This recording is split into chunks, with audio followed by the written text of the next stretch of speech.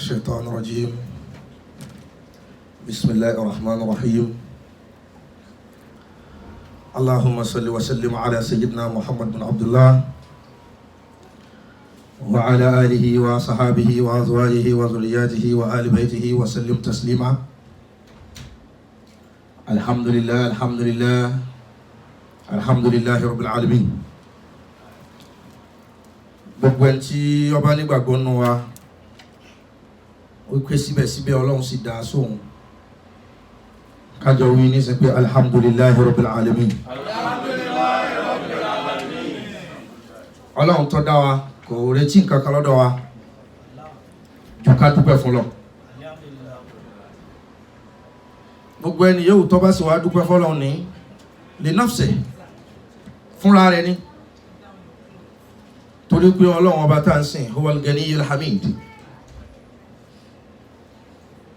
So whosoever among us believe that Allah subhanahu wa ta'ala has been faithful to him or her should say loudly alhamdulillahi rabbil alamin. Alhamdulillahi rabbil alamin. Káwí dáadáa pé Allahumma salli ala Muhammad. Allahumma salli ala Muhammad.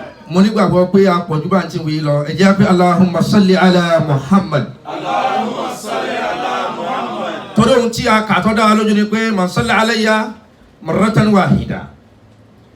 Whosoever that do as-salatu ala nabi sallallahu alaihi wasallam a single time, Allah subhanahu wa ta'ala will reward the person back 10 times. Those are the benefits of as-salat.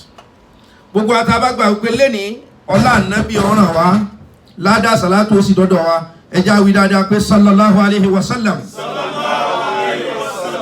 Láì ní gbọ́ alásìkò àtọkùnrin àtobìnrin wa àtọmọdé àti àgbàlagbà nínú mọ́sálásí wa níbi Nigerian Muslim Community Center in Columbus, Ohio, State of America.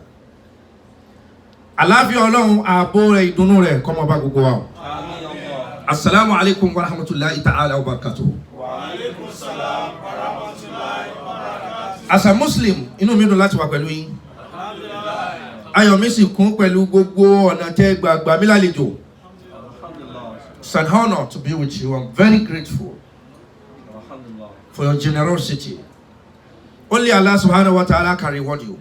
And I believe lẹ́ni yóò oníkálukú là gbàlá dáadáa. Inshallah. Dídí tẹ́ fojú kan ṣé òjì àmì àmì Ọlọ́run lónìí bẹ́ẹ̀ bá ṣe àmì dáadáa àti bọ̀tán dáadáa ni ó jẹ́ fún yín. Gbogbo àwọn tí wọ́n jẹ́ alámòjútó tí wọ́n mójútó mọ́sálásí yìí tí wọ́n mójútó àwọn mùsùlùmí àwọn ọmọ Nàìjíríà pé kásá lè papọ̀ kásì lè máa ṣe irtifa'u li dinil Islam ká lè máa gbé ẹ̀sìn Islam ga Ọlọ́run san gbó ilẹ̀ sàn. Pàtó ohun tí mo fẹ́ kó dá wa lójú ni pé wa ma nasrun illa min indillah. Kò sí àránṣe kankan, kò sí ìrànlọ́wọ́ kankan, kò sádúró ti kankan illa min indillah àfi látọ̀dọ̀ Ọlọ́run. Ẹni tí Ọlọ́run bá dúró tì ní rí àdúró tí o. Ẹni tí Ọlọ́run bá pẹ̀lú ní rí ìpẹ̀lú o. Ohun tí àdísì kan sì wí fún ẹnu àdísì kùdí sí ni pé gbogbo wa pátá lélẹ́bí, gbogbo wa pátá ló ní òhò. Ó láfi ẹni illa man kasawtuhu. Àfẹ́ni tó wọn Ọlọ́run bá dá sọ́bò. Illa man at'amahu. Àfẹ́ni tó wọn Ọlọ́run bá fún lóúnjẹ jẹ. Gbogbo wa lélẹ́bí. Gbogbo wa lólòsì kullukum faqir. Fúkàrà òní gbogbo wa aláìní ni wá. Àfẹ́ni tó wọn Ọlọ́run bá sọ di ọlọ́rọ̀. Ọlọ́run nìkan ló lè ṣe he can do and undo. Is the best giver, best provider. Mo fẹ́ kí gbogbo wọn sọ ìgbàgbọ́ àpapọ̀ lónìí. Wípé la hawla wala quwwata illa billahi al-azim. Kò sí ṣíṣe kankan, kò sí agbára kankan, kò sí mọ́tò kan àfi látọ̀dọ̀ Ọlọ́run. Wal kibriya'u sifatun lahu. Mọ́tò sì ní orúkọ Ọlọ́run ní iyì rẹ̀ ni. Kò sí èmi ni mo lè ṣe gbá èmi ni mo lè ṣàwọ̀ Ọlọ́run ló lè ṣe ogbon ká. Ká gbàgbọ́ bẹ́ẹ̀. Káwá mà dájú wípé àwa ń bí lónìí ni o afẹ́ akọ̀ á lọ ibìkan torí wípé ibìkan la ti ń bọ̀. We are a traveler. We are coming from somewhere before we find ourselves here, and surely we are living here. Be it we want, we wish or not. Surely we all gonna die. Surely we are living here. We are going to another abode. where we'll be left all alone with our deed, be it good or bad, be it positive or negative. Níbi tí gbogbo owó ti dúró tá gbàdájọ́, kí la fẹ́ fi pàdé Ọlọ́run? Gbogbo wa la ní total advantage. One, a ní advantage lórí ẹ̀mí ara wa. Tó bá wù ẹ́ láti sùn wá sùn, tó bá wù ẹ́ láti jí wá jí, tó bá wù ẹ́ láti jẹ wá jẹ. Fún níwọ̀n yìí báwo la fẹ́ lo àwọn advantage tọ́lọ̀ fún wa? He gave us life. He gave us breathing. We breathe in, we breathe out. All for free. We can see. All for free. We can hear. All for free. We can talk. We are going up and down, all for free. We are enjoying the wind, the air. We are enjoying the day and night, all for free. We are enjoying the water, all for free. Even though they just go administration, go on back, to one progress, to one process, enough one, to one process, omi for one. Someone want to process in Mimi Loke, Mimi Lolewa for one. Allah knows He gave us all this for free. Kill a every return for long. Kilo long gani kawasi wa ma khalaqtul jinna wal insa illa liya'budun. Ola teya taljanu o dawa fun kini ka illa liya'budun, but for you all to worship me, to praise me, to accept me as your Lord, to bury your ego,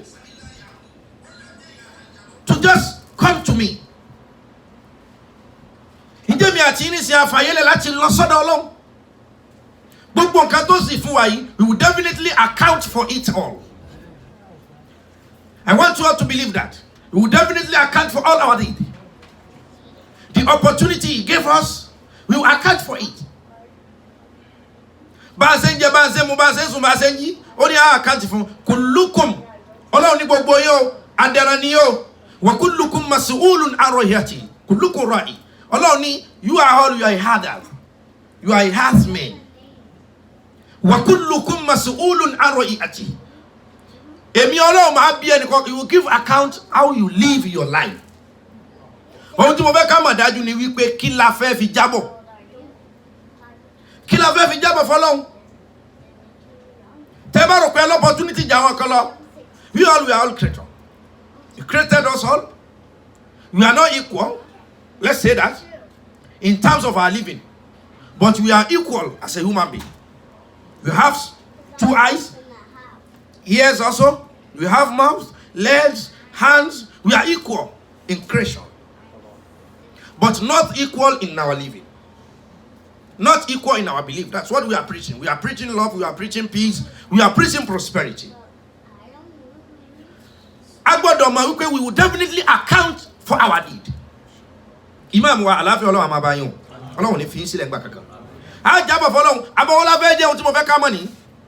Tó bá wu Ọlọ́run pé kí a má sùn ayé lónìí, kò sẹ́ni tó lè dá wa dúró. If Allah subhanahu wa ta'ala decide we are living this world today, no one can detain us that let it be tomorrow. No, we are going immediately as He wish. Because òun ló ní ẹ̀mí wa. Ó ti wá fún wa ní opportunity ká lo ẹ̀mí, kí la fẹ́ fi jábọ̀ fọ́lọ́run. Báwo la ṣe fẹ́ pàdé Ọlọ́run? Ohun tí mo fẹ́ ká mọ̀ ni wípé àṣejù ọ̀dá o. Àṣejù ní pa ẹlòmíì. Túnò ní pa ẹlòmíì. Ọlọ́run ọba nìkan sí ni Al-Alim, òun ló máa gbọ́ ká. You cannot claim you know everything. You will definitely die untimely. Ohun tó ń ṣe ọ̀pọ̀lọpọ̀ nìyẹn, èmi nìkan ni mo mọ̀rọ̀ sọ jù, èmi nìkan ni mo mọ̀ ọ̀pọ̀lọpọ̀ gbọ́ jù, èmi ni mo mọ̀ wàhùwà, èmi ni mo mọ̀ ìwà jù, èmi ni mo mẹjọ dá, èmi ni mo lè provide eléyìí. No, you cannot provide everything for people. You are not God. Do your best and leave the rest. That's what I want you to take today. Do your best and leave the rest. Let your deed be the best before you leave the rest. Some of us are too lazy. We haven't done enough before we said, let others do. No. Make sure that you do your best. Are you already doing your best? Your best might not be enough, but make sure this is all I can do as my best. But when we talk about what say it's not best, it's just like, I want to feel among. Let them just see my thumbs that I was here. Let's just feel, let them feel my presence. Just to show off. Not that I really want, but I just want them to say he was also there. That was part of it. So part of it is not what we need, but to do our best. This is all like, if I have power to do more, I will do. What I really want you to take is do your best and leave the rest. Stop castigating people. Stop criticizing people. Stop being arrogant. Ọlọ́run lóhun hate òun kórìíra àwọn tí wọ́n bá ń gbéraga. Kí lè èmi àti yín ní tẹ́nìkan ò ní rí. Kí la jẹ́ tẹ́nìkan àwọn tó jẹ lánàá dà, àwọn tó ní lánàá dà, àwọn tó tóbi ń jẹ tàdà, àwọn tá a fẹ́ lè pé kò sí irú wọn tẹ́lẹ̀, àwọn dà. If you claim there's no one like you, Allah will show you who the person who better than you 10 times. Ohun tí mo fẹ́ ká mọ̀ lónìí gẹ́gẹ́ bí èèyàn. You cannot do everything. Why? You want problem for yourself. Oh, let's say ṣùgbọ́n ṣe ohun tó mọ̀ kó wà láì mi tàdé. Ohun tó lọ́hùn fẹ́ nìyẹn wípé what is your best? Have you done your best? Best tá a bá ṣe best yẹn lè má ju kékeré báyìí lọ o. Níwájú àwọn èèyàn pàápàá. Bẹ̀ẹ̀ á tóbi wájú Ọlọ́run pé kò lè ṣe jù báyìí lọ. Èèyàn lè fi $1 million ṣe sàrà tí ò ní ní ládàngbà míì tó ẹni tó fi $5 ṣe sàrà. Because ojú là wá wò ọkàn lọ́lọ́run wò. Lẹ́ni fáàrí láàrin àárín sí ọlọ́mọ o. People are too religious but not godly. Ẹ̀sìn làwọn èèyàn gbèrú Ọlọ́run gangan ò sí nínú làákàyè wa. Tọ́lọ́run bá wà nínú làákàyè wa ní gbogbo àwọn tó ń pè wọn ò mọ̀ ṣe yìí. You will believe that bọ́lọ́run ṣe ní kí wọ́n rí nìyẹn. If they have opportunity to be like you, they will do more than that. But ibi tó dò gé wọn mọ́ kò sẹ́ni tó gbọ́ o àfẹ́ni Ọlọ́run bá gbọ́ lára rẹ̀ kò sẹ́ni tó gbọ́ o àfẹ́ni Ọlọ́run bá gbọ́ lára rẹ̀. A gbọ́dọ̀ gbà yẹn gbọ́ pé gbogbo nǹkan o wa huwa ala kulli shay'in qadir Ọlọ́run ló ní kádàrá gbogbo nǹkan. Bẹ́ẹ̀ tí mo fẹ́ ká dìmúlẹ̀ ẹ̀kan sí pé do your best and leave the rest. Tó bá pè ọ síbi ẹ̀sìn do your best. Tó bá pè ọ síbi ètò ayé do your best. Ẹ má jẹ́ ajé aláṣejù ẹni tó bá jẹ́ aláṣejù máa parẹ́ ó máa wàhálà rẹ̀ ó máa fìtínà rẹ̀. Téèyàn bá ní àmúju omi lòun ó mu àṣẹrẹ̀ léṣe. Téèyàn bá ní àjẹjù oúnjẹ lòun ó jẹ àṣẹrẹ̀ léṣe. Kódà téèyàn bá ní àṣejù àjọṣepọ̀ gbá mi àtọmọbìnrin yà àṣẹrẹ̀ léṣe lónìí definitely yà àṣẹrẹ̀ léṣe náà ni. The excess of everything is bad. Má máa sùn jù má máa ṣeré jù gbogbo nǹkan jù ẹ̀ is a problem. Ǹjẹ́ gbogbo nǹkan tó ń déwájú wa gẹ́gẹ́ bí mùsùlùmí là ń ṣe lillahi wa rasulih. Ó tí mo fẹ́ ká dìmú nìyẹn o. Ṣé gbogbo ohun tí ń déwájú wa là ń ṣe lillahi wa rasulih. Àmúdọ̀dẹ́yìn òpó ẹ̀sìn qawaidul Islam khams. Òpó ẹ̀sìn Islam tá a gbé lọ́wọ́ yìí márùn-ún. Ashhadu an la ilaha illallah wa anna Muhammadan abduhu wa rasuluhu ká gbọ́ Ọlọ́run gbọ́ ká gbà Nábì gbọ́ ìkànnì yẹn. Ká máa kírun ìkànnì yẹn. Ká máa gbààwẹ̀ wa sawm Ramadan ká máa gbà Ramadan ó di mélòó ó di mẹ́ta ká máa yọ zaka ó di márùn-ún wa hajjul bayt liman istata'a ilayhi sabil kéèyàn ó sì lọ Mákà. These are the 5 pillars of Islam. Márààrún ilé yẹn gbọ́dọ̀ pé síbẹ̀síbẹ̀ Ọlọ́run wá fi option kalẹ̀. Wọ́n ní ashhadu an la ilaha illallah wahdahu la sharika lahu wa anna Muhammadan abduhu wa rasuluhu. Ẹ gba Ọlọ́run gbọ́ ẹ sì gba Nábì gbọ́. The first pillar of Islam, that's it. Kò sí ká lọ ká bọ̀ ń bẹ̀. Ìgbàgbọ́ ni ó gbọ́dọ̀ stable. Síbẹ̀síbẹ̀ ọkàn l'Ọlọ́run fẹ́ wò. Why táwọn fẹ́ fi option lẹ̀ tá a fẹ́ gbà wípé everybody must be like you. No. Ìwọ lè mọ̀ ṣe kó ọmọ mọ̀ ṣe. Ìwọ lè mọ̀ gbọ́ kó ọmọ mọ̀ gbọ́. Àwa mọ̀ra wa fúnra wa. Ohun tí mo fẹ́ ká mọ̀ ni pé ẹ jẹ́ káwa máa ṣe tiwa. Ẹ má jẹ́ ká criticize yẹn. Ẹ má jẹ́ ká bà ọmọ làkejì jẹ́. Ẹ má jẹ́ ká jókòó yẹ̀yẹ́ lórí ẹ̀ pé bẹ́ẹ̀ tí rí yẹn kọ̀ mọ́ ṣe o. Ó lè mọ̀ mẹ́lẹ̀ ìṣe àmọ̀ tó ń ṣe. Ó lè mọ̀ gbọ́n níbi agbọ́n lọ. Mo gbọ́ kò gbọ́n tán. Mo gọ̀ kan náà gọ̀ yányán. We are human beings, Ọlọ́run ló dá wa. And no one can ever be perfect. I want you to take that. Ìyẹn ni mo fi ń tẹnumọ́ fún yín pé ẹ ṣeun tí Ọlọ́run bá fún yín nípa láti lè ran àwọn èèyàn lọ́wọ́ láti lè ran àwùjọ lọ́wọ́ láti lè ran ẹ̀sìn lọ́wọ́ bẹ̀tẹ̀ ẹ má dúró lórí wípé gbogbo wa we must be like same. No. Wọ́n ní ká nígbàgbọ́ nu Ọlọ́run ìyẹn ni àkọ́kọ́ nǹkan ní Islam. Ká gba Ọlọ́run gbọ́ dénú. Síbẹ̀síbẹ̀ à ń pe ẹnìkan ní Alu Yasir ní Maka ìgbà tí Islam dé. Àwọn Alu Yasir yìí ẹrú Abu Jahal ni wọ́n, ìyàwó kan, ọkọ kan, pẹ̀lú ọmọ kan, Ahlu Yasir, the family of Yasir. Wọ́n wá gba Islam, but ẹrú ni wọ́n, they are slave to Abu Jahal. La'natullahi alayhi. Bá ti wá jókòó ní mosque yìí, wọ́n wá ra tilẹ̀kùn mọ́rí in the corner. They were reciting Al-Quran. Wọ́n ka Quran tí wọ́n rí gbà nínú Islam. Tí Abu Jahal fi ká wọn mọ́ bí tí wọ́n ka Quran. Wọ́n kàn bí wọ́n ní pé antum abidi, ẹrú mi nìyí. Kí ni nǹkan tẹ̀ ń kalẹ̀? Wọ́n ní Quran ni. Ta ló gbé wọn ní Muhammad táwọn kórìíra. Muhammad táwọn láìkẹ̀ lẹ́ńkà ọ̀rọ̀ ẹ̀. Ìtumọ̀ ni wípé you have accepted the Islam.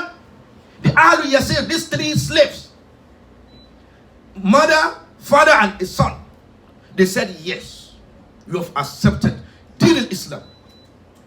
Oh, you have accepted Islam? They say yes. You have to denounce your faith, your religion. They said no. Abu Jahl la'natullahi alayhi, he started torturing them. Ó gbé wọn sí, ó dáná sí wọn lábẹ́, ó sọ wọn mọ́kè, ó nà wọn. You have to denounce your faith. They say no. Denounce Muhammad. They say no. Shatamahu wa dinahu. Curse his religion and he himself. They said no. Ó fi àjẹ́ wọn, ó bá mú okùn, ó sọ ọmọ Yasiru tó jẹ́ bàbá lọ́rùn. Ó ní, I will kill you if you refuse to denounce the faith of Muhammad. He said no. And he strangled him till death. He went to mother. You see, I've killed your husband. I will kill you if you fail to refuse and denounce the Deen of Muhammad sallallahu alaihi wasallam. Ó tún sọkùn sí ìyàwó lọ́rùn. Ó fún ìyàwó lọ́rùn ò ní kọ ẹ̀sìn Ànábì sílẹ̀. Ó fún lọ́rùn, ó fi pa. Then left a son. Obey, if you refuse to denounce the Deen of Muhammad, I will kill you. The way I killed your mom and dad. Before he placed the robe on his neck, the boy said, oh, God caused Muhammad, caused Deen al-Islam. I said, wonderful. You are a good boy. And he released the boy. The boy were now crying all around that, oh, I've caused Muhammad, I've caused Deen al-Islam. How could I go to Prophet again? And Prophet heard the story and sent for him. Come over. Oh, son of Yasir, I know everything that went wrong with you. You are not guilty. You denounce me because you are at the point of death. It doesn't mean it comes from your heart. So you are still a Muslim. Your belief still intact. That's an option. Say Allahu Akbar. That's an option. Ọlọ́run ní ká gbà ń gbọ́. Bẹ́ẹ̀ tí ìgbà tí problem dé, ìgbàgbọ́ èèyàn fẹ́ shake lórí ahọ́n, bẹ́ẹ̀ kò shake lọ́dọ̀ Ọlọ́run. Inú ọ̀pọ̀ Islam dẹ̀ ni pé gbàgbọ́ èèyàn gbọ́dọ̀ yẹ. Why did you refuse to give options in your daily affairs, in your dealing with people? Why do you fail to give options like, if you fail this, try to do this? Wọ́n ní ká bí Mùsùlùmí agbọ́dọ̀ mọ kírun. Sọ pé irun fardun lana. Ọ̀ràn yẹn ni. Alina lé wa lórí. Túláàsì ni irun kíkí. Báwo la ṣe máa kírun? A ní wákàtí 5 lójúmọ́. As-subh, az-zuhr, al-asr, wal-maghrib, wal-isha. Irun wákàtí 5. Irun àsùbá rákà méjì, 2 rakat for subh, 4 rakat for zuhr and asr, 3 rakat for maghrib and 4 rakat for isha. Irun ni agbọ́dọ̀ kí. Ọlọ́run tó wá fi option sí. You see? Ọlọ́run fi option sí o. Irun 2 rakat ó ní tó ẹ bá wà lórí ìrìn àjò. Èyí tí asri fi jẹ́ 4 rakat and zuhr and isha, make it 2 rakat. That's an option. Why your mind is too close? You need to open your heart to people. You need to open your mind. Why? Wọ́n gba ọ̀rọ̀ lọ́wọ́ ẹ̀ tì. Why? Wọ́n bẹ̀ ẹ́ tì, wọ́n bá ẹ sọ̀rọ̀ ó gbà. Gbogbo kan ní pé bẹ́ẹ̀mi ó ṣe ṣe ni. No, tó yẹ pé Ọlọ́run gan dúró lórí pé bóun ó ṣe ṣe ni òun ò ní yípo gbogbo wa láwọ̀ náà. Kí ló dé tèmi àti yóò fi option lẹ pé well mo gbà pé fail mi má tún ṣe bẹ́ẹ̀ mọ́. but you can at least amend yourself. Kí ló dé tẹ̀mí wa le, kí ló dé tí ojú wa korò. Kí ló dé táwọn sọ pé mò ń sọ ni mo fẹ́ kó bọ́ sí páńpẹ́ mi ó kọ ẹ̀kan fún. You don't need that. Irun tó jẹ́ ọ̀ràn yẹn tí wọ́n gbọ́dọ̀ mọ́ bá nínú ẹrù yẹn. Ọlọ́run fi option sí wípé o tó bá rí bẹ́ẹ̀ o wákàtí mẹ́rin tó bá wà lórí ìrìn àjò kí méjì. Kíbùlà la gbọ́dọ̀ kọjú sí kírun kọ́lọ́run tó gbà. Ọlọ́run tó fi option sí pé tó bá dé ìlú kan tó bá mọ kíbùlà kọjú sí bí ọba wù ọ́. Ẹgbẹ́ títọ́ bí fún Ọlọ́run. Kọjú sí bí tó bá wù ẹ́ máa tó gbà. Kí ló dé táwọn ọ̀tí ẹ̀ fẹ́ àwọn ọ̀sán gbọ́ pé this is my rule, this is my law. This is the condition I want. Tọ́lọ́run bá hold ìwà tight lórí condition ẹ̀. You cannot live like this. Keep doing your best. But this is where I can reach. So when Kema say Kema do okay, I say baby loga, you are boss, but you still have boss. Ọ̀gá ni ẹ̀wọ̀n náà lọ́gá. Kema wọ́n bá lọ́wọ́ ṣe tóbi tó. Wọ́n ní la salati liman la wudu wala. Wọ́n ní kò sí irun fún ẹni tí ò lálùwàlá. No salat for you if you don't have ablution. Kí la mi sàlùwàlá omi. Ọlọ́run tún wá fi option sí fún wa pé tẹ́ ẹ bá débi tí ò sómi. Àbọ̀mi tó wà nílẹ̀ jẹ́ omi tẹ́ ẹ fẹ́ mu. Don't kill yourself because you want to pray. Ẹ wà pẹ̀lú mi. Kágbé ibi tẹ́ wà omi lẹ gbọ́dọ̀ fi sàlùwàlá. You must use water to do your ablution. But now you don't have water or you have less. The less you have is what you want to drink or cook, what you want to eat with. Don't use it to do ablution. I want a positive affairs for you, not negative. Allah subhanahu wa ta'ala said that in Surah Al-Baqarah. I want a peaceful for you. I want convenience for you, not inconvenience. That's God who created all of us. Why no, you are not God. You claim to be a boss. God can demote you to even become a slave tomorrow. Only agbára láti ṣe bẹ́ẹ̀. Àánú la rí gbà o, àwa kọ́ la tó bá yọ. Àánú ló rí gbà o, ìwọ kọ́ ló tó bá yọ. Àánú lèmi àti ní yí gbà o, àwa kọ́ la tó bá máa gbé ọ̀rọ̀ àánú Ọlọ́run gbà ẹ já wí lẹ́ẹ̀mẹ́ta pé alhamdulillah, alhamdulillah, alhamdulillah rabbil alamin. Ọlọ́run ní tẹ́ bá fẹ́ sàlùwàlá yẹn tó mi ọ̀bá pọ̀ ẹ lọ mú yẹ̀pẹ̀. Ẹ ṣe àlùwàlá oní yẹ̀pẹ̀. Do your ablution with sand. Tó bá tó jẹ́ bí tí ò sí yẹ̀pẹ̀. Do your ablution with rock. Wá àpáta, wá or stone. Do your ablution. Kírun màá gbà. Ọlọ́run ní ká máa yọ zaka inú òpó ẹ̀sìn ni o. Kódà ẹni tí ó bá tún lè kírun tí mo sọ fún yín kò lálàáfíà àti ṣe báyìí Ọlọ́run ní jókòó kó kí. Kò lè forí kalẹ̀ Ọlọ́run máa ń bí ọba wà náà máa ṣe báyìí máa gbà á kó forí kalẹ̀. That's an options. Why we all refuse to give options for people that will just stand like this is it and this is how it will continue to be. Tí máa ní àwọn èèyàn lára já ká ṣe báyìí. Ẹ mọ̀ wò láwọn ìlú yìí in America highway máa wà. Highway ọ̀nà bí 6 lanes or more. Wọ́n tún wá ní àwọn route kọ̀ọ̀kan. You can pass here, you can pass here, you can pass there.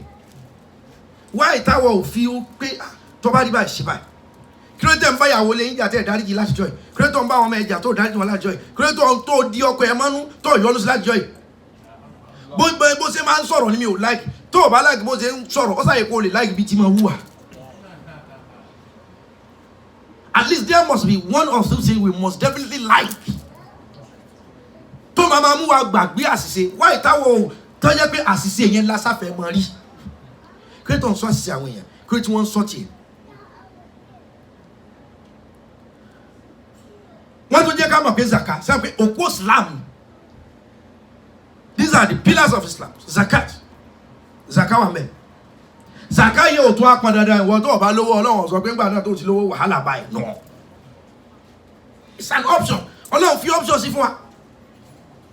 Kódà ńgbà t'Ọlọ́run sọ̀rọ̀ hajj ó ní wa hajjul bayt liman istata'a ilayhi sabil. You must go to Makkah. Liman istata'a ilayhi sabil. Ẹni yóò tọ́nà ẹ̀ bá sí fún láti lọ. Ajẹ́gbẹ́ kò ń ṣe túláàsì. Tó o bá lówó tán mi lọ Mọ́kà níbi tó wà Ọlọ́run ní kò sí wàhálà mùsùlùmí sì ní ẹ̀. Kò lè lọ Mọ́kà ní ẹ̀, you are still a Muslim. Àlàyé yẹn ó yé wa. Option Ọlọ́run fi lẹ́nu gbogbo kan kí ló dé tèmi àti yín tá a sá di gbogbo ẹ̀ mú ní dìmú pé bí ó ti rí ní kò sí ohun tí ó yẹ. A gbọ́dọ̀ máa ṣe best wa o, but at times a rí àwọn èèyàn bí gbà pé maybe they are eligible to do as we are doing.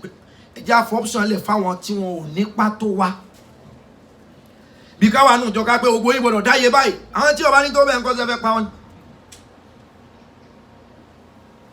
Bí ká máa ṣe ọ̀ká ní gbogbo wa gbọ́dọ̀ rí báyìí ìka ọ̀dọ́ gbà. Ohun tí ń pa gbogbo ayé lónìí nìyẹn o. Àwọn tó ti tó wọn ọ̀mọ̀ wípé gbogbo èèyàn kọ́ ló tó báwọn ṣe tó. Àwọn tó ti ní wọn ẹlòmíì kan dá lásán ni o. Ó fúyẹ́ gẹ́gẹ́gẹ́gẹ́ pápá níbi tẹ́ bá fọwọ́ tí bá yà sùúrù. Ó fúyẹ́ lápò ó fúyẹ́ lákàntì. Aṣọ lẹ́yìn wo. Pàtó ohun tí mo fẹ́ kẹ́ ẹ dìmú ni pé put others in consideration. Consider order. Ẹ má dúró lórí pé ntẹ́yìn fẹ́ yìí no Islam ò fẹ́ bẹ́ẹ̀. A gbọ́dọ̀ kóra wájọ́. Al-jama'atu rahma. Ìkójọ papọ̀ is a blessing. Rasulullah sallallahu alaihi wasallam said that. Ẹ jẹ́ àpé sallallahu alaihi wasallam. Kadulema hajj oríṣi mẹ́ta níbẹ̀. Hajj ta we have 3 types of hajj. You went to go one time kọ̀ọ̀kan pé àwọn lọ sí hajj. You go to do hajj. We have 3 types of hajj. Hajj al-ifrad, hajj al-kiram, hajj tamattu. And then Muhammad sallallahu alaihi wasallam ó say Ọlọ́run say hajj al-kiram. Hajj, the type of hajj tí Ànábì say ni hajj al-kiram. Ó wá recommend the hajj tamattu fún gbogbo àwa yòókù. Gbogbo ẹ̀ náà lèyàn lè ṣe o. Irú àwọn tó wà nínú ìgboro Mọ́kà nísìn tán gbé tòsí hajj ifrad ni wọ́n ṣe. Ó ní àlàyé lọ́kọ̀ọ̀kan. Bẹ̀tẹ̀ Ànábì gangan hajj kiran ló ṣe. Ó wá recommend hajj tamattu fún gbogbo àtàṣe gbogbo náà ká máa ṣe. Kò ṣe náà Ànábì ò ṣe hajj tamattu ìkiran ló ṣe. Ó wá fún wa lọ́pṣọ̀ pé èyí tí ó dáa jù fún gbogbo ẹ̀yin tẹ́ wà lórílẹ̀ ayé ni. Ohun tó jẹ́ the best fún wọn máa jẹ́ worst fellow me. Put them in consideration. Put your friends in consideration. Your wives, your kids, put them in consideration. Mark decide, don't be too selfish. Be selfless person. Èyí tá Ànábì ṣe kọ́ ló ní ká máa ṣe nínú hajj yẹn. Bẹ́ẹ̀ ó ti pé tí ọ̀rọ̀ ògùn alọ́run báyé bá débi tó dé. Ẹ wo sí Ọlọ́run sallallahu alaihi wasallam. It's an option. Ìyẹn bẹ́ẹ̀ ẹ jẹ́ kí n jẹ́ kí ẹ mọ̀ kíní kan. À ń pè mọ́sálásí kan ní Masjid Quba Mosque, Medina ló wà. Ó ní mọ́sálásí àkọ́kọ́ tá àkọ́kọ́ kọ́ ní Islam nígbà tá Ànábì wọ Medina sallallahu alaihi wasallam. Masjid Quba yìí hadisi wa ń bẹ gàdàgbà tí wọ́n kọ́ sẹ́nu ọ̀nà ẹ̀. Ó dẹ̀ wà káàkiri ilẹ̀ ayé wípé gbogbo òwò tó bá yan náfìlà méjì ní mọ́sálásí Quba o. You will be rewarded as someone that do umrah. Ọgbàládé ẹni tó ṣe umrah. Náfìlà méjì lọ yan o. Ẹ wá wo ohun tí ń bẹ níbi umrah. Wàá dé mi kọ́ọ̀tù wàá gbàsọ ara mi. Wàhálà ni o, ó wà stressful. Wàá ṣe tàwáfù lẹ́ẹ̀mejì á pé kò yí sí o, èyàn á làágùn. Wàá sàṣàfà mọ́rúwà. Ẹ wo stress yẹn. Kó o tó gẹrun. Kó tó lọ para sùn. Wọ́n wá ní tó o bá yan náfìlà méjì ní mọ́sálásí Quba. Ọgbàládé ẹni tó ṣe umrah. Wọ́n sì lẹ́ni ó bá ṣe umrah tó ṣe hajj yìí ni. Gbogbo ẹ̀ṣẹ̀ tó ṣẹ̀ á parẹ́ yóò dàbí gbà péjọ tó ṣe umrah yẹn la bí sáyé. Wọ́n á fún alọ́pṣàn pé wọ́n tó o bá lè dé mọ́sálásí Quba o. tó wá yan náfìlà rákà méjì wàá gba ládàá umrah. Ẹ wo options tọ́lọ̀ fún gbogbo wa. Ẹ wo option tọ́lọ̀ fún ìṣẹ̀mí wa. You can do this, you can do that, you can have this. Kírẹ́tẹ̀ mi àti yín ọ̀fẹ́ juwọ́ nǹkan kálẹ̀ fọlọ́. Kírẹ́tẹ̀ àfẹ́ gbàbí kankan wúlò. Kírẹ́tẹ̀ àfẹ́ gbàbí kankan ṣe dáadáa. Kírẹ́tẹ̀ pé tiwa tèmi selfishness. Gbogbo nǹkan ẹ ṣeun tí pa yín bá ká ẹ fi yókù lẹ̀ fọlọ́. Bẹ́ẹ̀ kéèyàn tó lè sọ pé àmọ́ fi lẹ̀ fọlọ́ níbo lọ bá a dé. Oh, lẹ́kọ̀ọ́ kankan. You don't go to school, no Arabic school. You don't go anywhere. You don't work and you say, I leave my affairs to Allah. Do your best. Then say, Allah subhanahu wa ta'ala, I've tried my best. Kolowo, on no ile, on no moto. Yes, I know my God will do it. Say, okay, otakolakai. You do your best. In fact, I really struggle. But me àti yín ò ṣe bẹ́ẹ̀ sí wa. Èèyàn méjì ń jà ọmọ kéní ọmọ kejì ò dá sí ọ pé wo mi ò sá ní tí n bá dá sí mi ò fẹ́ bẹ́lẹ̀ jà mi ò fẹ́ bá tọ̀hún jà. That's not enough for you to do. Tí nǹkan bá ń dàrú ẹ jẹ́ ká wá option. Ohun tí mo fẹ́ kẹ́ mọ̀ ni pé we must create an option avenue. Option assembly for all our affairs. At least to bá rí báyìí. Ohun tí mo fi kọ́ wa ni pé ká lámojú kúrò gbogbo èèyàn ò lè. You cannot get exactly what you want in terms of other people's behaviors and acts. Bó ṣe gbọ́dọ̀ ṣe ni rárá kò lè ṣe bó ti ròyẹ́. Má wàá dé kó bí ẹ nínú tọ́mọ èèyàn ká bá ṣe ohun tó tí ò tẹ́ lọ́rùn fi sí option pé wẹ́ èmi náà ti wò ó pé èèyàn ni tí ọba tá lè ṣe tó yìí at least ẹ wo.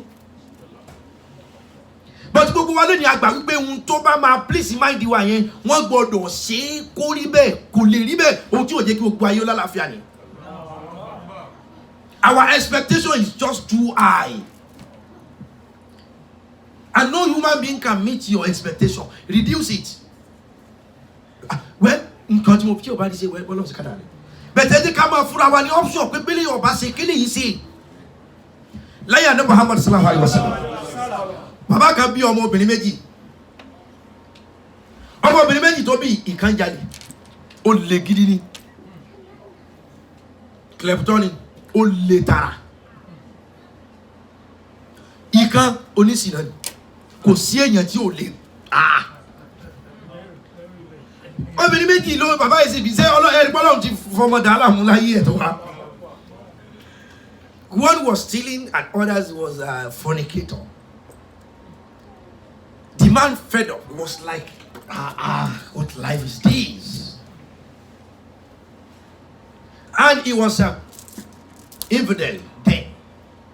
He wasn't a Muslim during the Prophet sallallahu alaihi wasallam life. Wọ́n wá gbọ́ròyìn wípé Ànábì o bil mu'minina ra'ufun rahim.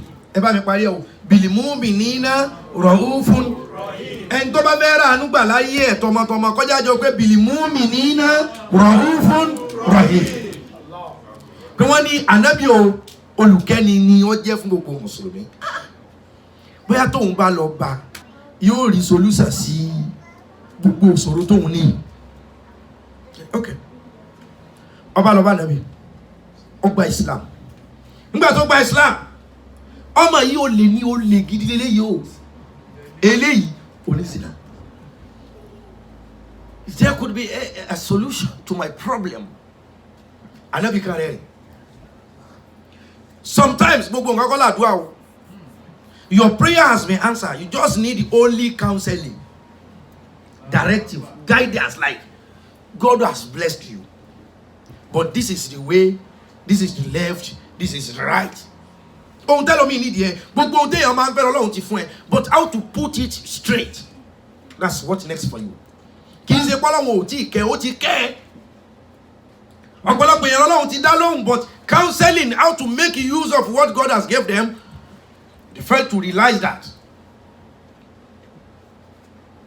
Allah subhanahu wa ta'ala kí n tó lọ síbẹ̀ ó sì Ọlọ́run wá pé bàbá yẹn pé ọdẹ àsọ yọ̀ǹda àwọn ọmọ méjèèjì alágbọ́dọ̀ máa ní option fún gbogbo nǹkan kí gbogbo wọn lè jọ gbégbé àlàáfíà. Ànábì sallallahu alaihi wasallam ó ní sọ yọ̀ǹda àwọn ọmọ Ọlọ́run yọ̀ǹda, sọ yọ̀ǹda àwọn Ọlọ́run yọ̀ǹda. Ànábì bá pé ìkànnì àwọn sahaba Abdurrahman bin Auf, olówó ni olówó tààrà náà àwọn tó fọwọ́ gbé ẹ̀sìn gan ni Abdurrahman bin Auf. Ànábì bá ní Abdurrahman bin Auf ìyàwó rẹ̀ pé tẹ́lẹ̀ èyí tí ń jalè tí ń jí owó gbé tààrà yìí zawaja ẹ̀ afẹ́ fún ọ aladini láwa alásùnà tọ̀rọ̀ bàbá ẹ̀ ló dúró yìí mọ̀lẹ́bí ẹ̀ ló dúró yìí àwa mọ̀lẹ́bí wa Abdurrahman bin Auf náà tọ̀ ayọ̀ǹda ọmọ ìfọ̀ kì í ṣe gbogbo ìjàlẹ̀ máa jà, kì í ṣe gbogbo ọ̀rọ̀ let's take personal. Tẹ́ bá ti rí èèyàn kan pé torí ohun tó fi ń ṣàbòsí ni bó ti wà so jobless jù ẹ wá ṣẹ́ fún, that's just an option. Tẹ́ bá ti rí pé ẹ̀mí èèyàn le jù ẹ jẹ́ kó máa visit, ẹ jẹ́ lọ sí hospital wò, ẹ jẹ́ lọ sí burial ground wò, ẹ jẹ́ lọ sí prison wò, kọ́kàn lọ wo bẹ̀ pé jájọ ṣe dédé bì kan ọ̀rẹ́ wa kó wá sọ fún pé eléyìí ó gbàyàn létí ló fi débi, eléyìí lọ́ọ̀kì èèyàn ló fi wà ní jẹ́ẹ̀lì. Ṣé pé a wá wo àwọn wàhálà tó ń fà pé Ọlọ́run ni ò tí ì mú òun ò kéde pé òun agẹ́ntù. So many àwọn kankan wà just an option. Don't worry, let me show you something. Anábàání ọmọ tí ń jalè wọ́n bá fà fún Abdurrahman bin Auf radiyallahu ta'ala anhu. Nínú àwọn tó gba certificate àlùjánnà látàyè ni. Ìyẹn fẹ́ ó délé ó lè kú olójú ẹ̀. Abdurrahman bin Auf sì ní owó tí ọmọbìnrin yìí wọ́n ní ìtẹ́jà mọ̀ pé tó bá wá jí owó gbé kápò jí owó gbé ní orí rúùfù nísìn tó bá lóun fẹ́ pa mọ́ lábẹ́ bẹ́ẹ̀dì owó tó tóbi jù yìí tó jí gbé lọ lórí rúùfù ní ọba lábẹ́ bẹ́ẹ̀dì. Tó bá tó jí owó gbé kóhùn kó sínú kọ́bọ̀dù èyí tó pọ̀ ju èyí tó jí gbé lọ ní ọba níbi tó lóun ti fẹ́ pa mọ́. Tó bá rí pé bóun bá ti jí owó ń bí kí là ń kúkú à ń jalè fún, ṣebí ohun tá à ń jalè fún owó ni, owó náà lọ sọ̀rọ̀ àǹdíwá yìí ọba stop láti máa jalè. Ebi tó ní pé òun nídìí owó lòun fi níbi tó ti jówó gbé aró tó jù lọ. Ṣé gbé Ànábì ò ṣe oògùn fún kò sí ẹ̀ka fún bẹ̀tẹ̀ ó fún ní option tó perfect ẹ̀. Èyí tí ń ṣe sìnà animasa kọ̀ máa kọ̀. Ànábì báwo èèyàn bá ní ìyá Umar bin Khattab radiyallahu Umaru afẹ́ ọmọ ìfún ọ aládìníláì wà lásán náà rasul wọ́n bá fẹ́ kọ́ mọ́ ọkọ̀ fún Umaru wọ́n so yìí wọ́n délé báyìí Umaru tí jẹ́ ó ti ráyè rajulun suja akíní Umaru ṣebí ti náà lọ́mọ́ sí ìjọ tí wọ́n délé náà ni Umaru ti bẹ̀rẹ̀ àṣepọ̀ gbàù alẹ́ ilẹ̀ mọ́ ilẹ̀ sú ilẹ̀ mọ́ ilẹ̀ sú ilẹ̀ mọ́ ilẹ̀ sú ló bá fẹ́ lọ jẹun ṣíṣe bó fẹ́ lọ wẹ̀ ṣíṣe bí bá ń wọṣọ ṣíṣe bó fẹ́ jáde ṣíṣe bóde látòde eléyìí ọgbà yẹn o ṣe bí ohun tá a rí dáadáa tá a fi ń ṣe sìnà náà ni ń gbọ́ ọ̀rẹ́ ni tó jù lọ ó ní láti dá sìnà dúró. ẹ dẹ́kun ẹgbẹ́ Allahu Akbar ń gbọ́ orí ohun tó jù lọ. Ìyẹn is not about spirituality, it's an option. Ẹfun okay ṣé ẹfun ní option tó fit yẹ option tó fit yẹ lòmíì nínú ìbéèrè àgọ òun lè ṣe àgọ ẹfun lọ́ption tó fit yẹ option tó sì fit yẹ lòmíì tí ń bá ń gbó òun kẹ́ ẹ mọ̀ wò ẹfun lọ́ption tó fit yẹ option tó fit yẹ lòmíì tí ń bá ń ṣe gíragíra oúnjẹ ni tí ẹlòmíì ò bá ti jẹun ó lè parẹ́. Jẹun kó kú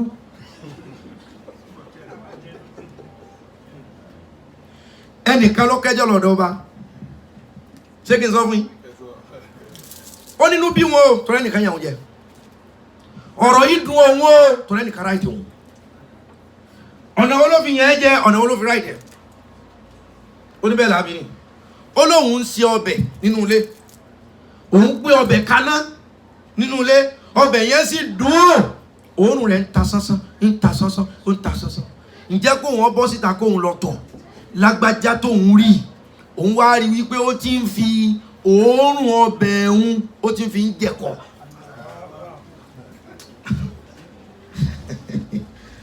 tèmi lè ń gbọ́ abẹ́ ṣe kàn mí ẹ dákun ẹ pé Allahu Akbar ọmọ kẹjọ lọ́dọ̀ ọba tó ń lérí ní pọ́nrán èdè kí ló ṣe fún ẹ ó ní ọbẹ̀ òun tóun ṣe òun rí i pé ẹni yẹn o ó ń fi òórùn the smelling of the soup not the soup typically the smelling of the soup òun rí i pé ń fi òórùn ọbẹ̀ òun ó fi ń jẹ ẹ̀kọ́ láì dẹ̀ tọrọ òórùn ọbẹ̀ lọ́wọ́ òun ò ní dáríjì òun ọgbẹ̀sán ohun tóun torí ẹ̀ gbé ẹjọ́ wá sí ọ̀dọ̀ ọba nù.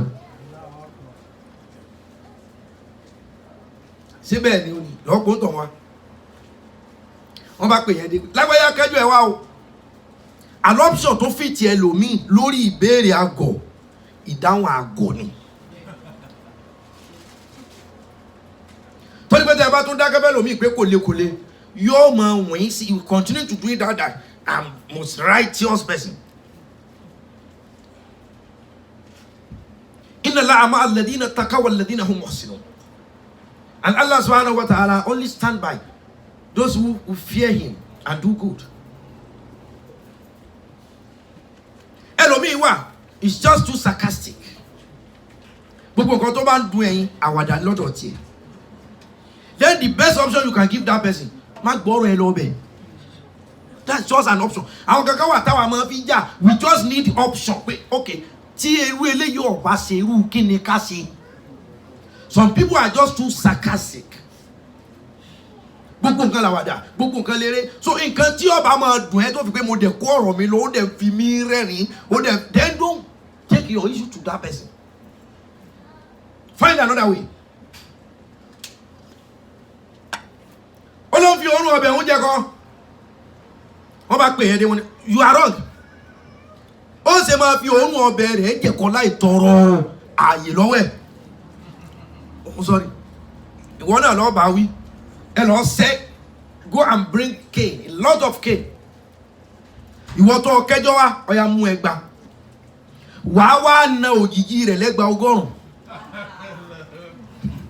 You will cane his shadow, the shadow of this person. You will cane the shadow 100 cane. Flog.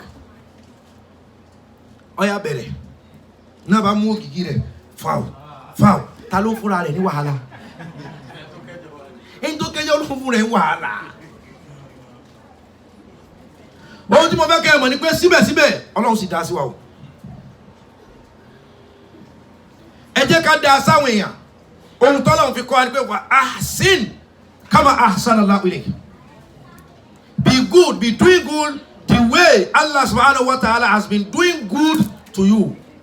Fa ahsin kama ahsana Allahu ilayk. Ọlọ́run ni ẹ máa ṣe dáadáa o gẹ́gẹ́ bó wọn Ọlọ́run ṣe dáadáa sí. Ohun tí màá fi kẹ́gun ọ̀rọ̀ yìí nìyẹn kí fa ahsin kama ahsana Allahu ilayk. Be doing good gẹ́gẹ́ bí Ọlọ́run ṣe dáadáa sí.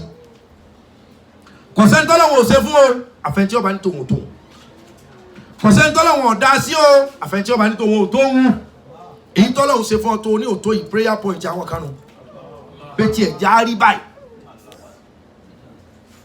Ọlọ́run ọ̀pá ẹlẹ́kún ìwọ́n ń pa àwọn èèyàn lẹ́kún. Ṣé reciprocation tó yẹ kó fún Ọlọ́run nìyẹn? Ọlọ́run ọ̀dẹ́rùbà ìwọ̀n pé ó ní máa ṣèkì láìpẹ́. Ṣé ohun tó fẹ́ fi reciprocate dáadáa tọ́lọ́run ṣe sí ẹ̀ ni? Ọlọ́run ọ̀ṣọ́ wa ni òjò ti mú wa. Kí ló dé tí wọ́n ń sọ àwọn èèyàn pé díẹ̀ báyìí ló kù àtó tẹ́? You don't need it. Torí ohun tọ́lọ́run sọ fún wa ni pé fa ahsin kama ahsana Allahu ilayk. Be doing good the way I'm doing good to you. Arákùnrin kan bẹ mùsùlùmí ni oore tó sì lágbára jù nínú oore ayé ni kọ́lọ́run sí yàn ní mùsùlùmí. Ẹ dákun àwọn mùsùlùmí ẹ já pé alhamdulillah. Ẹ dákun ẹ já wí dáadáa kí gbogbo ayé ó gbọ́. Arákùnrin mùsùlùmí ni ìgbà tí ó sọ̀rọ̀ ó ní alhamdulillahi alladhi ja'alani musliman khalaqani musliman wa lam yaj'alni kafiran. Ó ní wọ́n Ọlọ́run mo dúpẹ́ fún ọ khalaqani musliman tó dá mi ní mùsùlùmí walam yaj'alni kafira tó dá mi ní kèfèrí. tí mo fẹ́ kẹ́ dìmú ni pé síbẹ̀síbẹ̀ Ọlọ́run sì dá sí mi. Arákùnrin ni wọn Ọlọ́run mo dúpẹ́ khalaqani musliman tó dá mi ní mùsùlùmí, that you created me as a Muslim and not infidel and not kafir. Then there was a kafir around him. Keferi was saying like, oh, you are giving thanks to Allah that you are better than me because you are a Muslim. If so, Alhamdulillah, I thank God, khalaqani kafir, that created me as a kafir, walam yaj'alni himara. You hear that? Only one Ọlọ́run mo dúpẹ́ tó dá òun náà ní kèfèrí ṣe bí mùsùlùmí ń prove pé òun dá dùn lọ ní ṣùgbọ́n síbẹ̀ Ọlọ́run òun tiẹ̀ dúpẹ́ tó òun jẹ́ kèfèrí ṣe bí kèfèrí lòun òun jẹun kèfèrí lòun òun mú mi kèfèrí lòun òun fẹ́yàwó òun bímọ síbẹ̀síbẹ̀ náà Ọlọ́run sì dá sóhun òun dúpẹ́ tó dá òun ní camel ràkúnmí alhimar kẹ́tẹ́kẹ́tẹ́ tó dá òun ní kẹ́tẹ́kẹ́tẹ́. I'm full of praise to you. Ẹ rí pé mùsùlùmí yẹn ti prove pé òun dáa jù ú lọ, then òun náà ò rí pé ayé òun àti ìbàjẹ́ o ní wẹ́ẹ́ síbẹ̀síbẹ̀ Ọlọ́run dá sẹ́mi náà ó sì ní option pé tèmi kọ́ ló burú jù tí ẹ bá ṣe tiẹ̀ lọ dáa jù then tiẹ̀ náà kọ́ ló burú jù. If you are not the best among the people, surely you are not the worst among the people.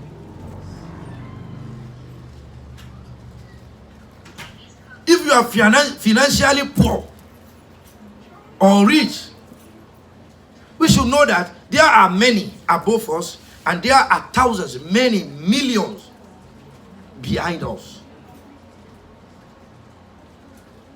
Kèfèrí lòun dúpẹ́ o tọ́lọ́hun sòun ní kẹ́tẹ́kẹ́tẹ́ tọ́lọ́hun sòun ní kẹ́tẹ́kẹ́tẹ́ tóun tiẹ̀ jẹ́ kèfèrí òun náà sàn gbélé tọ́da where you are Muslim you are above me but still I'm better than uncountable.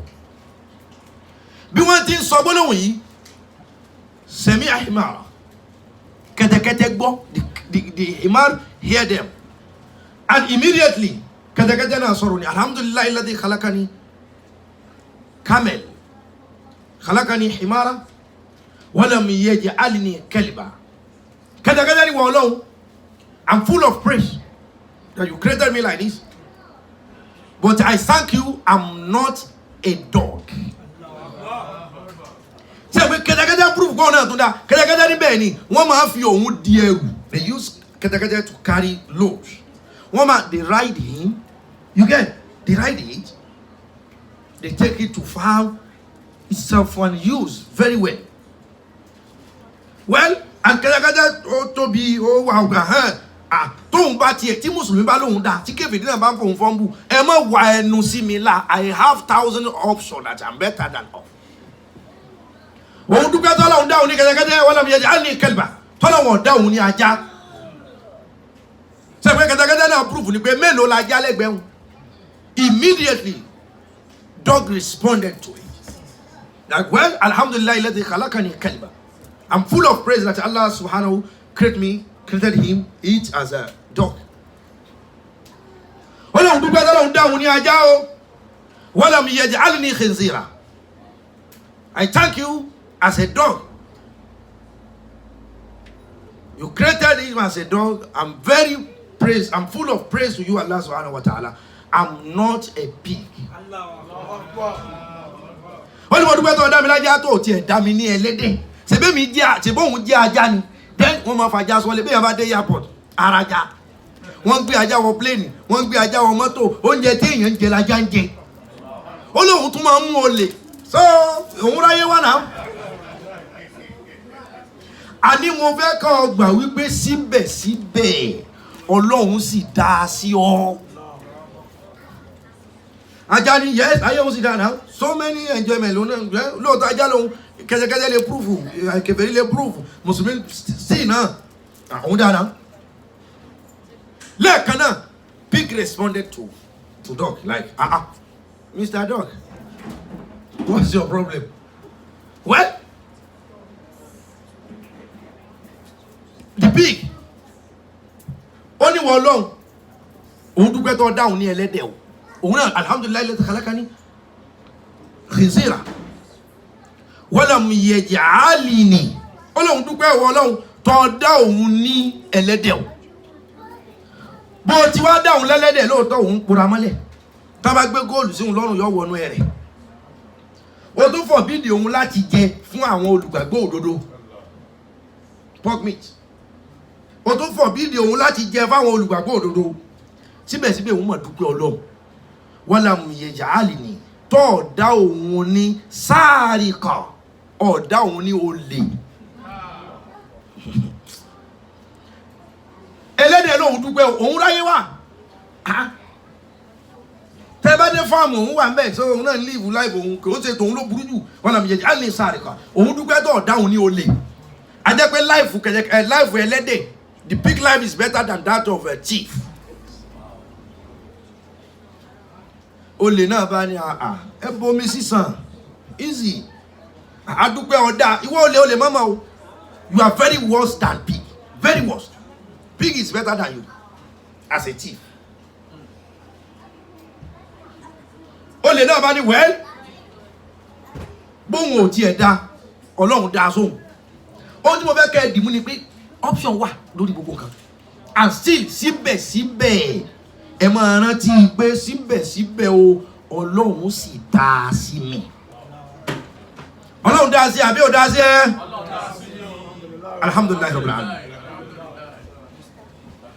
o lè bá ní wẹ́l òun wẹ́l alhamdulilayi lẹ́dí kálákání sáàríkà walam yaj'alni bakhila o lè ní òun dúpẹ́ o káàtì ẹ̀pọ̀ òun gbébọn sáwọn èèyàn létí òun lọ́ wọn lówó gbà òun já olè ké òun já olè fúrọ́dù òun já olè yahoo òun jẹ́ executive online fraudster òun sì dúpẹ́ walam yaj'alni bakhila tó dá òun ní ahun tó ṣe o lè lòun síbẹ̀síbẹ̀ òun sáàtì ẹ̀tún lawọ́ wọ́n ń kọ́ mọ́sálásí òun dá sí wọ́n ń kọ́ ṣọ́ọ̀ṣì òun dá sí àwọn èèyàn tó ń sunkún òun tó ń ràn wọ́n lọ́wọ́ òun san hospital bill àwọn èèyàn tòun kọ́ ló burú jù tóun bá tiẹ̀ jẹ́ olè síbẹ̀síbẹ̀ náà òun dúpẹ́ tó dáhùn láhùn àṣì ayé ahun burú ju olè lọ kódà kó jẹ́ pé legit money lónìí. If you are a single man you are very worse than a thief even if you hold a legit business a legit money a legit fund you are so worse than a thief who rob people. ẹ̀gbọ́n tí àwọn ọ̀jọ̀gbọ́n wí fún wa wọ́n ní ahun ọ̀tá ọlọ́run ni kódà kó jẹ́ mùsùlùmí ṣùgbọ́n olùtọrẹ ọ̀rẹ́ ọlọ́run ni kódà kó jẹ́ kèfèrí.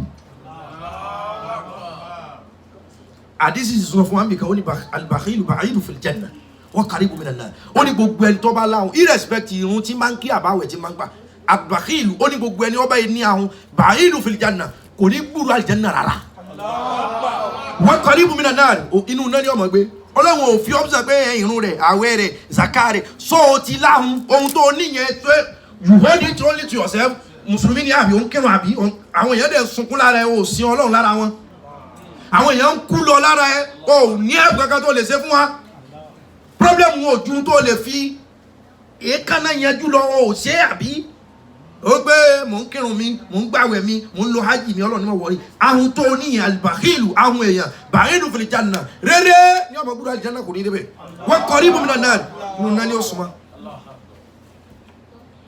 olè lóhun dúpẹ́ o tóhun jẹ́ olè ní olè gidi walam yaj'alni bakhila tó tiẹ̀ dáhùn láhùn ṣe pé olè tún bẹ́ tàà ojú mo fẹ́ kẹ́ ẹ mọ̀ ní pé gbogbo kọ̀ndíṣà tẹ́ bá wà síbẹ̀síbẹ̀ ahun náà bá ní alhamdulillahi alladhi khalaqani bakhila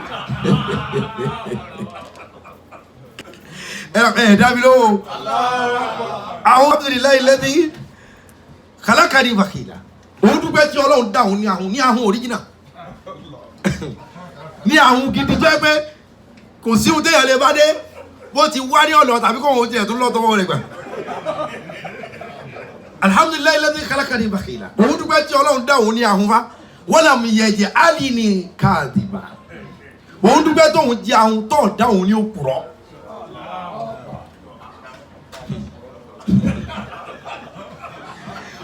àwọn olóhùn dúpẹ́ tó ń jẹ́ àwọn o wàlàbí yẹn jẹ́ kàdùbà tó dáhùn ní a liar àsáyé òkúrọ̀ bàjẹ́ pàpàlà lálùkùránì fi ní wailun lil mukazibin gbogbo ẹni tí máa ti ń parọ́ wailun lil mukazibin ó ní ẹgbẹ́ òun ọlọ́run inú iná tó jìnà jahannama lọ lil mukazibin òkúrọ̀ ní ọwọ́ bẹ̀